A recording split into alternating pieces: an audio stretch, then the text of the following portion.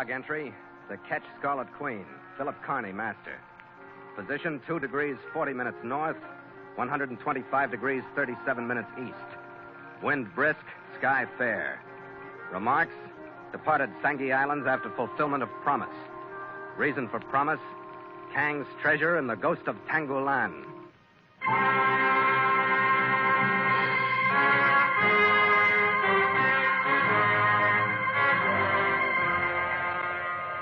It was 3 days out of Basilan, following the final sailing orders from my employer, Kuji Kang, that we raised the smoking island of Tangolan.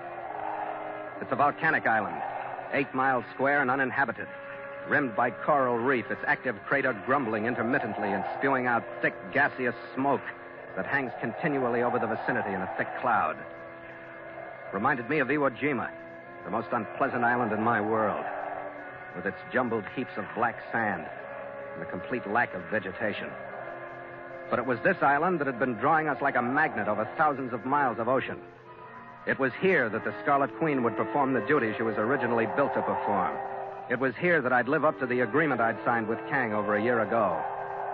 I would at last see the historical $10 million treasure lifted out of the scuttled Chinese junk. I'd see it resting finally in the hold of the Scarlet Queen.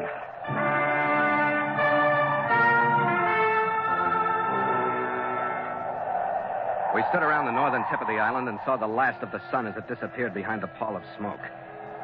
The constant evening gloom that it caused added to the feeling of loneliness. That was all right with me because loneliness was just what we needed at this point. The feeling was fine, but it didn't last long enough. My crewman Nielsen, who was on lookout, broke the spell just as we approached the only reef passage marked on our chart. Hey, up here! What do you got, Nielsen? Get the red pole of the reef on the red side of the Pacific! Gallagher! Skipper, I thought we were going to be alone on this blasted So island. did I. Take the wheel and hold away from the pass. I'm going forward to have a look. The hull was a lugger, resting at an easy angle on the coral, a little better than halfway through the pass. Her masts broken, her rigging tangled. There was no sign of life on her. With binoculars, I could see a rude camp on the beach beyond. There was no sign of life there either. The figures of 4 men I saw were sprawled on the sand. And if they were alive, I was sure they'd be on their feet watching us as we came in.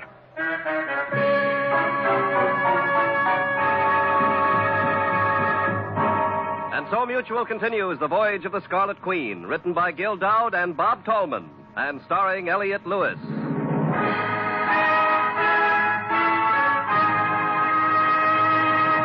The Scarlet Queen, proudest ship to plow the seas, bound for uncharted adventure. Every week a complete entry in the log, and every week a league further in the strange Voyage of the Scarlet Queen.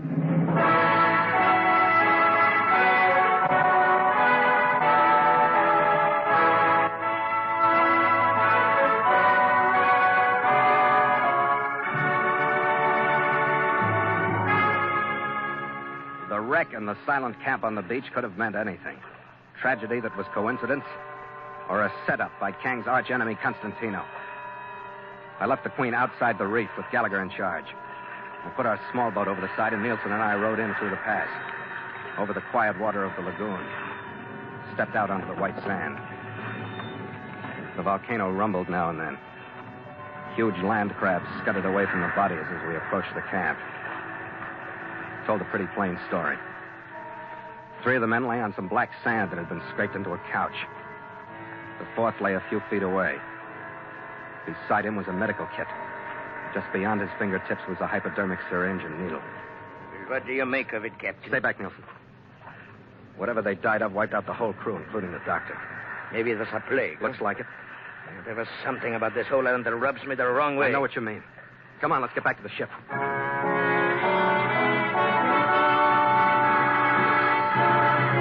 An hour later, we'd run the passage into the lagoon and crept along the inside edge of the reef for 200 yards to the unmistakable formation of coral that was our last landmark. We dropped the hook. We performed a maneuver that was the culmination of all the other maneuvers on the voyage of the Scarlet Queen. We drifted back, letting out anchor cable, until we reached a spot which, if the chart was correct and no one had beaten us to it, was directly over the hull that guarded Kang's treasure in the lightless, smoke-shadowed water 10 fathoms below. But the feeling of elation was completely foreign to the atmosphere of Tangolan.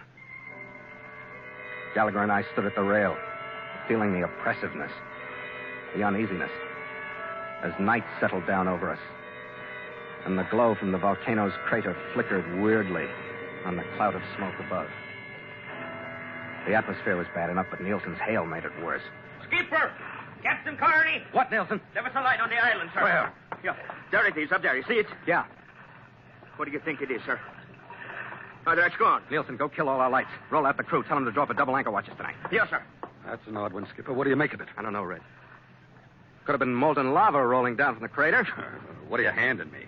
I never heard of lava flowing uphill like that light did. All right, then. You name it. You find 4 men dead from the plague on an unpopulated island. So, it must be a ghost. I hope it is, Red. But just in case it isn't, go break out enough rifles to arm the crew, will you?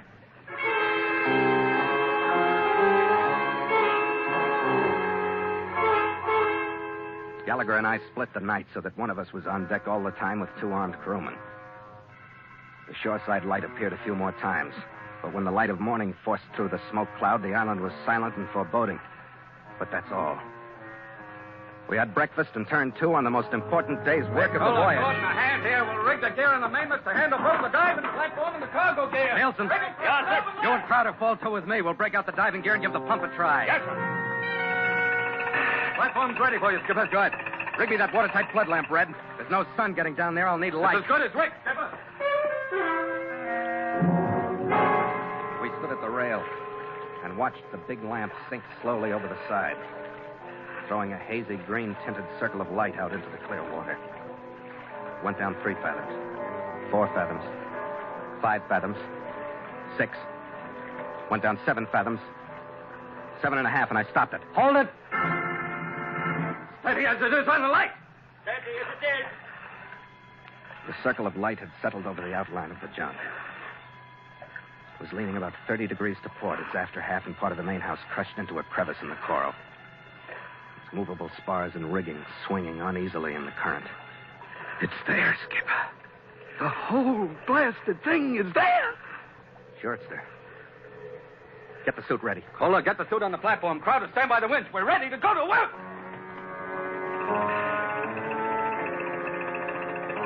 In 10 minutes, I'd gotten into the suit. The platform had lowered me below the surface. And I was left with no sound but the light bubbling of my escape valve and the faint throb of the air being pumped down to me. There was the first grip in the pit of the stomach that comes with adjusting yourself to a new element. Then the awareness of long shapes that darted into the light from the darkness and left again. Desire to look behind you when you can't. Then the platform reached a level on the sunken deck. Hold it, Red. I stepped onto the sharp slant of the slippery deck. The passageway into the main house that held the treasure was blocked by a shoulder of coral. I made my way along its starboard side to a group of 3 portholes that let enough light in to show me the interior. I stood for a good minute, lost in the sight of what lay just a few feet away from me. Lost in the thought of what had led up to this instant, and what the 4 neatly stowed boxes meant in Kang's life, in Gallagher's life, and the crew's lives, and in my life. Skipper! It was the crackle of the intercom circuit and Red's voice that brought me back to the fact that it had to be gotten out of the cabin now that we'd found it. Skipper, what's going on? You aren't moving. Skipper, you all right? Sure, Red. I'm all right. What the devil are you doing? I'm looking at it, Red. It's here. Well, let's get it started up. I'll really believe it then. It's not as easy as that. The passageway is jammed shut. We can get it out in one load, but we'll have to cut in through the side. Well, you better come up then. We'll get the gear ready. Yeah. And give me plenty of help with my line, Red. This deck doesn't like me. It's spongy with rot. Well, watch your step. Don't let anything happen now. I won't, Red. This is the most cautious few feet I've traveled since the first time I walked at all. Sure. I'll bet you were killed, Skipper. That's all they tell me, mate. That's all they tell me. With the excitement of being on the verge of recovery, I don't think any of us took time to think of the night before or the ghost of Tangolan. Or at least no one mentioned it. And when it floated in on us, it was so silent that none of us knew. I'd gotten out of the diving suit, and we were grouped on the landed side of the deck, putting lines on the wrecking bars and saws and the rest of the cutting gear, and we didn't hear it until he pushed his head up over the side to see it and spoke. Who be you? Hey, it's got to skip. Hey, put down the gun. I'll call my volcano down on the lot of you. Who are you? I'm poor Sam Brennan. How'd you get here? I hid behind a coconut log. Drifted down on you with the tide. Who be you? Bill Carney, captain of the ship. Was that you on the mountain with the light? Hey, can I come aboard, Captain? I have a hunger for Christian food, and I have a word for you. Bring him aboard. Keep your eye on him. 2 crewmen reached down, took him by each arm, and hauled him aboard. What came up over the rail did justice to the head that topped it. His hair was shaggy and shoulder length, his face matted with wild beard. His body was gaunt, covered by a collection of wet rags that was part cloth, part skin, part seaweed. No makeup man in costume or anywhere could have done as well for the Ben Gunn character out of Treasure Island. We took him to the galley and opened a tin of hash for him. His wild, slightly vacant eyes flashed, and he fell to with a will with his right hand. Held out his left for me to see. The nails were raw, heat blackened. What be the cause of that, do you reckon? Now, wait a minute. Let's start farther back than that. Where'd you come from? Come from? My island. I've been a copra grower there before my volcano overflowed and burned out my groves and everything else. But I've been alone since then. Ben being 10 years ago. 10 years alone on that island? There's company enough there is.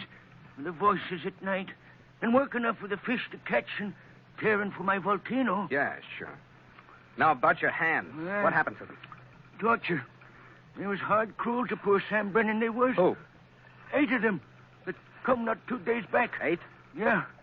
Them that run the craft on my reef yonder.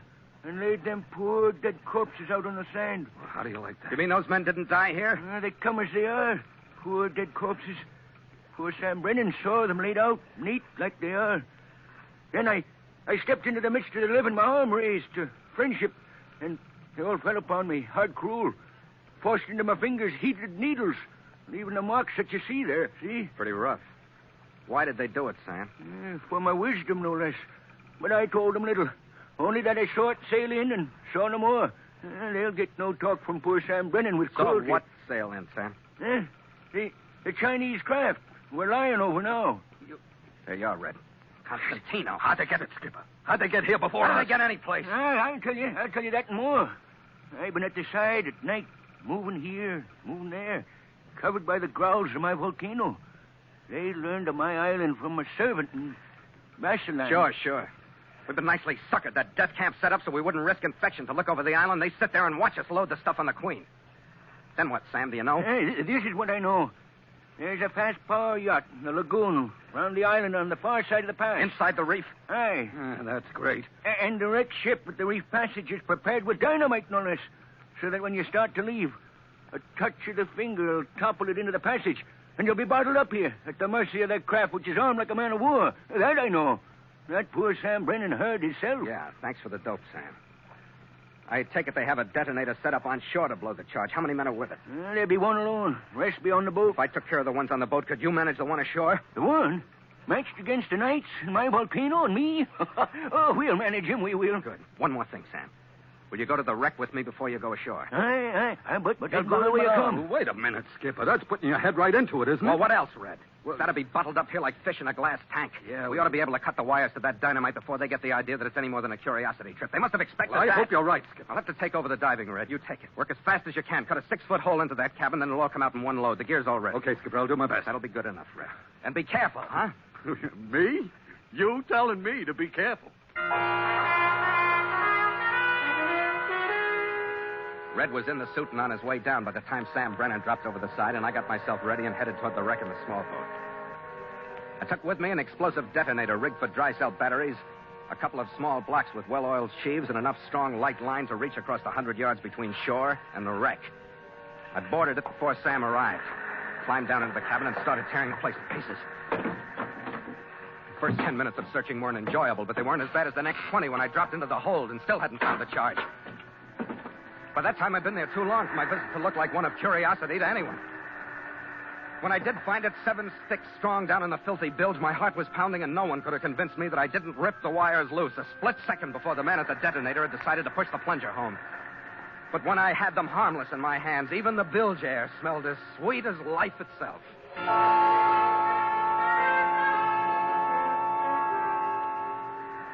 And what be your plan, Captain? All you have to do is go ashore, Sam, at the end of this line.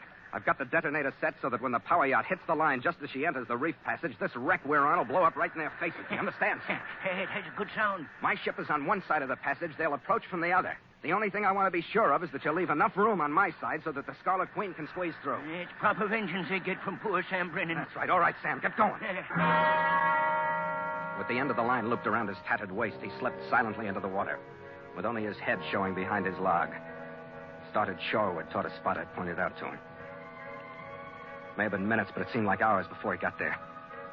I watched him secure the line to a jutting rock and then disappear. I heaved my line as taut as I could, reeved it through one of the blocks I'd rigged, made it fast to the detonator so that the slightest tug would blow the charge. Then I went back to the Queen. Oh, you're back all right, Captain. I was sure glad to see you, sir. Thanks, Nielsen. Where's Mr. Gallagher? Oh, he's still submerged. What's the trouble? Well, nothing now, sir. He was on his way up. The cargo's aboard, but the chief's line fouled, and we had trouble getting him out of the cabin of the junk. He was down too long. We didn't want to risk Ben's bringing him up faster than we should. We'll have to speed it up a little, Nielsen. Get on the intercom. Tell him I'm back, and he has to get up as fast as he can. Yes, sir. Kohler, stand by the windlass. I'll get the motor started, and we'll inch up on the anchor. I've got a taut cable, sir. We're over the hook. Over the hook! Nielsen, where's the diving platform? 4 fathoms down, sir. We'll have to have more speed. Tell Gallagher to hang on. We'll have to weigh anchor before we get him aboard.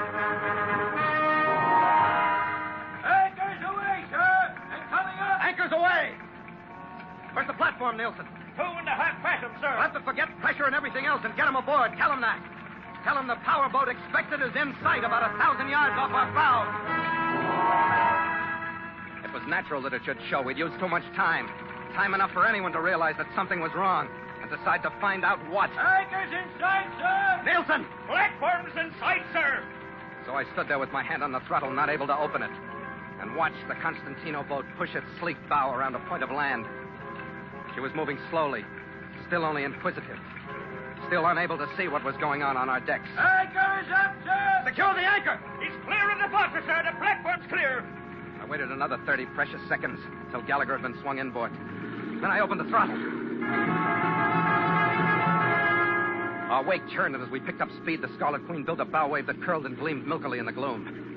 That bow wave was like a starter's gun to the power craft. She built a bigger one of her own as her throttle was open, and she picked up speed that made our pace look like that of a canal scow. I didn't have time for any kind of caution. When we covered half the distance of the pass, I swung toward the island, blind to the reefs or channels or depth, knowing only that I needed that swing to make the narrow lane between the reef and the tripcord that would blow the booby trap in the wreck. By the time I'd made the turn and straightened out for the run, the power boat had closed to within less than 100 yards of us, and the men aboard her opened up to stop us with every means they had. Take cover, men! Get down on the deck!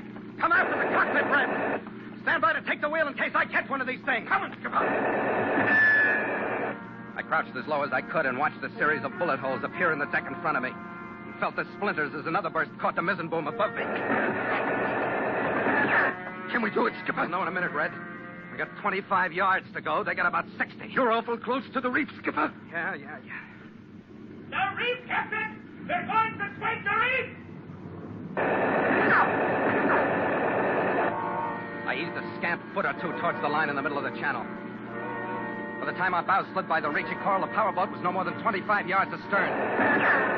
Her range was point blank now, but that wasn't what I was worried about. Straight out into the path, felt the first ocean swell lift our bow.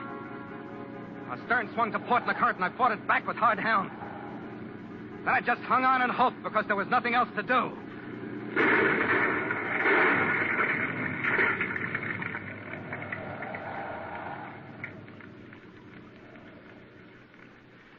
Kill the motor.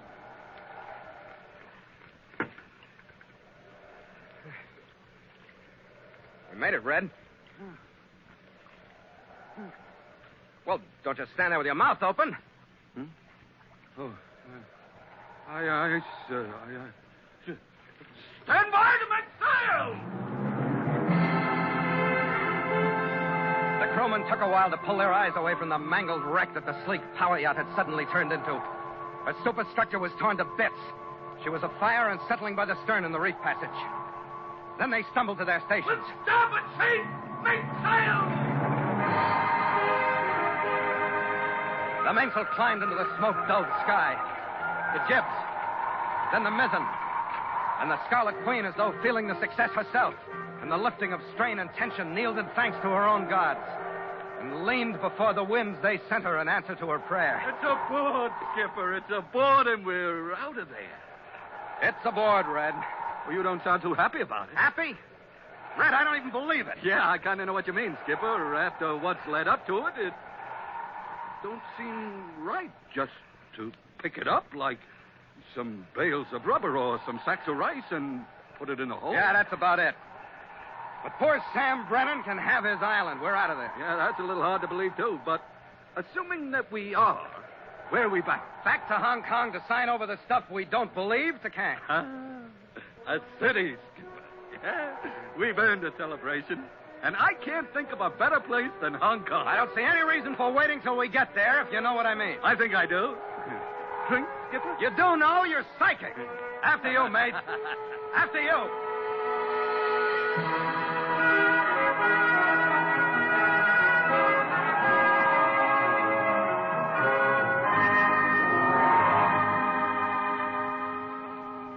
Log entry, the Ketch Scarlet Queen. Miles traveled from San Francisco, 21,308. Wind brisk, sky fair. Carrying full sail. Ship secure for night. Signed, Philip Carney, Master.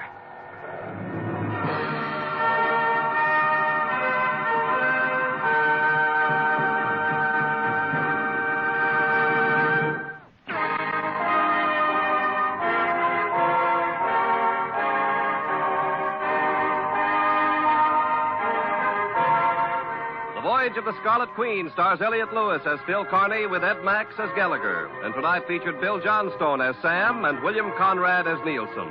Music scored and conducted by Richard Orant. The Scarlet Queen, a Command Radio production directed by James Burton, is written by Gil Dowd and Bob Tallman. This program came to you from Hollywood.